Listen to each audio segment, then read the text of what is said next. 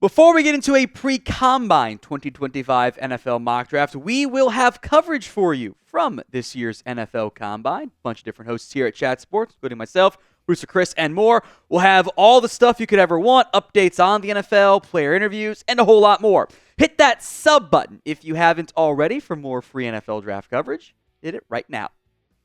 Let's go to number one, and we'll try to change the picks as we always do. So no quarterback this time. And if they don't go quarterback, I do wonder if Tennessee's higher on Abdul Carter. There is uncertainty around both Arden Key and Harold Landry. Carter number one, and we'll stick with the non-quarterback theme here at the front. Travis Hunter goes number two overall. I'll have a very combine-heavy slant on today's video for obvious reasons. I wouldn't read very much into Hunter being listed as a cornerback for the combine. They're going to put him at one position. He's probably going to do both if he works out in tests. I don't think anything actually changes there. So then number three, the Giants have to get a quarterback. And we'll see if Cam Ward throws at the combine. I don't know if that matters as much as I think people wanted to see him throw, but I don't know how much it's going to really impact his stock, positive or negative, if he throws or does not throw. Giants are desperate, though, for a quarterback. Cam Ward's gunslinging nature offers some positives and negatives, but it's an obvious need. Probably the biggest thing for Will Campbell is, what is the exact arm measurement going to check in? Fair or not, NFL teams have thresholds. They like 34 and above. They can live with 33. Very rarely do you see an NFL tackle. There are some, but very rarely do you see one at sub 33-inch arms. That's the concern for Will Campbell. But as an offensive lineman, I think he's the best lineman in the class. Is it a tackle, guard, or I think he's very smart and could probably play center too. I love the fit of Mason Graham. Also, probably doesn't have the best length. I think he'll test pretty well, though. With Trent Baalke out, the Jags can outtake Michigan players, and they happen to need a defensive tackle pretty badly. Again, we'll see if Sanders throws. My guess is he's going to try to add some water weight.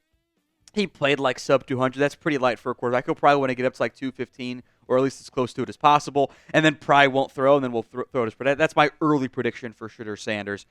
I think he fits actually really well into Chip Kelly offense. I think there are concerns about him. He is not an overwhelmingly physically gifted quarterback, but as a distributor, so to speak, a point guard style at quarterback, I think it actually meshes really well with what Chip Kelly looks for in his current version of his offense. Fair or not, the interviews will matter a lot for all the QBs, and I think that's especially true for Shedeur given the overwhelming presence of his dad. So will a quarterback end up going number one in this year's draft? Whether it's the Titans, a trade down, or what? Let me know at the pinned comment of today's show. Y for yes, N for no. Will a QB go number one in this year's draft? Number 7, Tyler Warren. I think he's going to put up some really good numbers. He kind of runs. Baby Gronk comps are not fair. That's just not how it works. He kind of runs a bit like Gronk, though, and not like the baby Gronk that no one likes, like the actual young Gronk. Tyler Warren runs a little bit like Gronk, where it's kind of like almost awkward at times, but it works, and he's a great athlete too.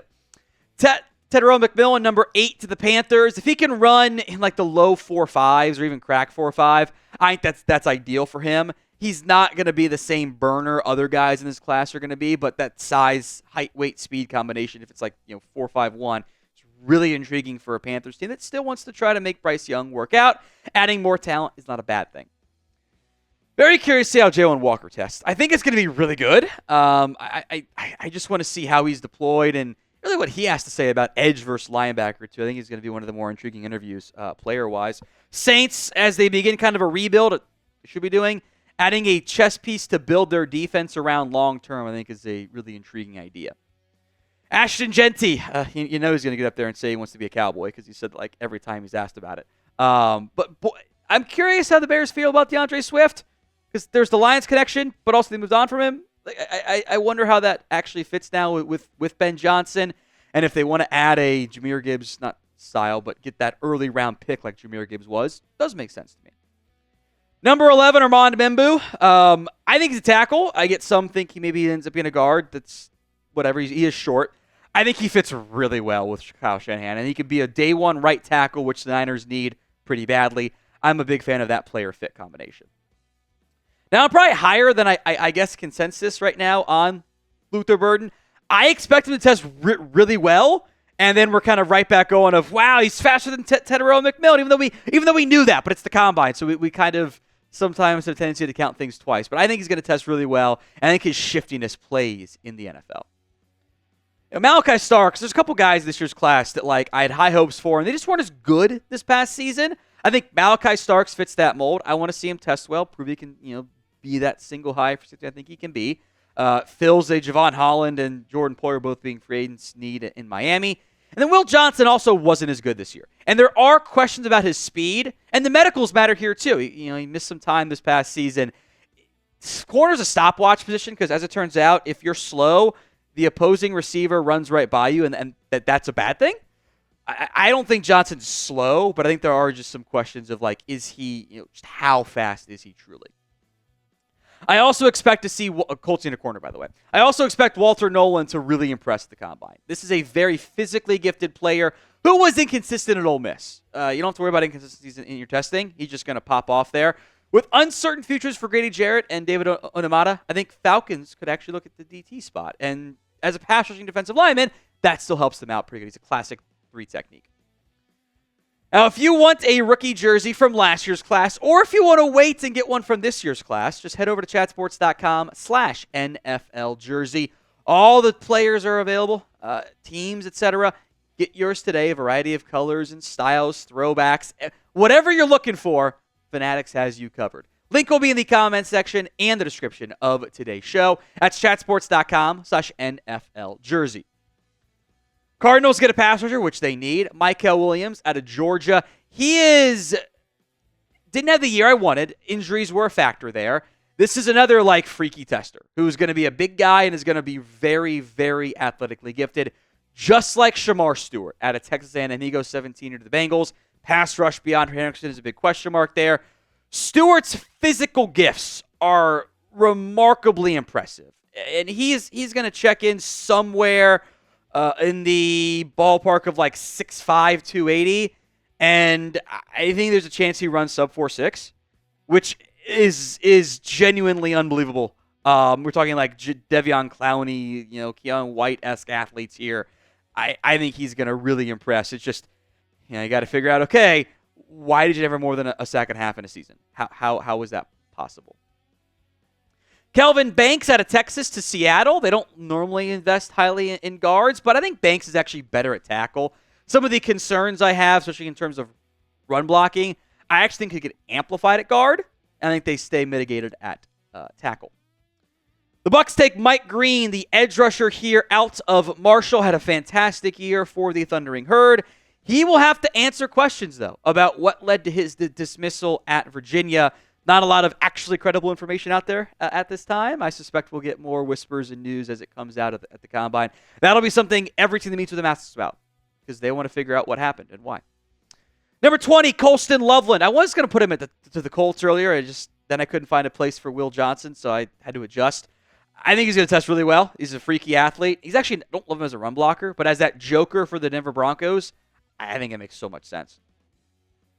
Ohio State's Emeka Egbuka here. I think the wide receiver 2 spot is up for grabs. I don't think it's a lock. It ends up going to Luther Burden. So if Egbuka can test fast, it's a really good fit. And I think Pittsburgh is so desperate for a receiver, they might trade for one and draft one too. Speaking of freaky testers, just you guys wait to see what Kenneth Grant does. He is going to put on a show. I am so excited to see him test. He's listed at 6'3", 342. I think he's going to break sub 5 in the Combine. Like the 40-yard dash. I think there's going to be Jordan Davis-esque testing, which at his size makes it Travis Jones-esque testing, and that's a really, really good thing. I think the traits are so impactful. The size is so interesting. The speed combination. And the Chargers taking a Michigan man to be a nose guard makes a lot of sense, too. What player are you most excited to see at the NFL Combine this year? Let me know in the comments section of today's show. All right, Packers get Matthew Golden here. I think that they are in need of a dude wide receiver. Maybe I kind of got an early tentative Calvin Ridley-esque comp here for Matthew Golden. I think could fit quite well. I waffle between Marion Hampton and Caleb Johnson here. I do want to see how both those guys test because they're both very quality RB2 candidates behind Genty this year. I almost want to see who tests better or if they end up testing quite similarly there.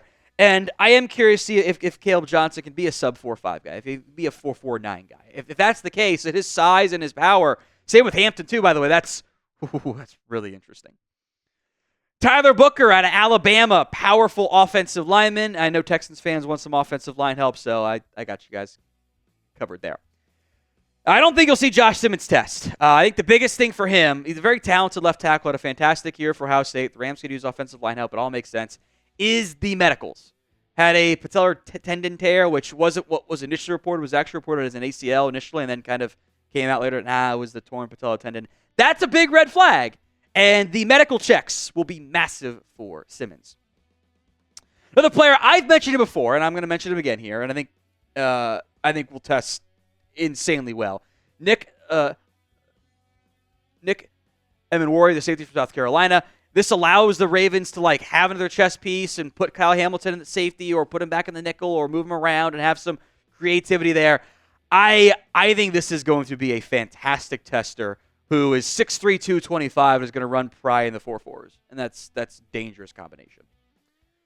Donovan Jackson of Ohio State. I didn't really know what to do with the Lions. I think their overall roster's in pretty good shape. I didn't love the fits for Detroit at edge, which we'll get to here in a second.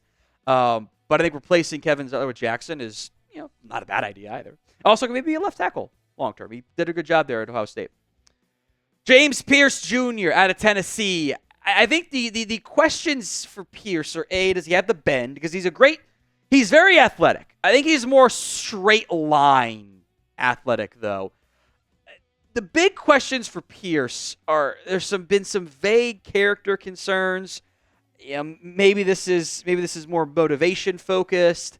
He had one type of arrest for speeding, which doesn't really matter. It does kind of sound like there are some questions about just the general character. Maybe we'll figure out what exactly this is. Because I'm impressed by him athletically. I think it's a really good pass rusher who just might be a third down player, excuse me. Donovan Ezeraku out of Boston College. He is not nearly as big as Pierce is. He's only 6'2" and change and 248. I kind of get some Tack McKinley vibes here. He's got the ability to bend and get after the quarterback. After a down 2023, 16.5 sacks for BC this past season. Number 31. Turned out the Chiefs need a lot of stuff after that Super Bowl, huh? Jihad Campbell. I think he's an off-ball linebacker, but he was an edge recruit coming out of high school. I think it was a 5-star edge rusher that Bama put him at off-ball linebacker, and it worked. I thought was really good in a lot of different areas. Times the coverage stuff isn't always what you needed, but I didn't think it was a liability at all. I think he's a fantastic athlete who can blitz, who can run stop, can cover. Not that dissimilar from a Frankie Luvo type of player. And then I'll take just kind of best available for me. That's Derek Harmon, the defense lineman out of Oregon, that kind of fills a need to replace Milton Williams. The defensive line class is interesting. You can take your pick between, assuming Mason Graham is your number one, you can argue for Derek Harmon and Kenneth Grant and Tyreek Williams and Walter Nolan. And someone's DT2 is going to be someone else's DT5. And that means someone's going to get value, at least on their own board.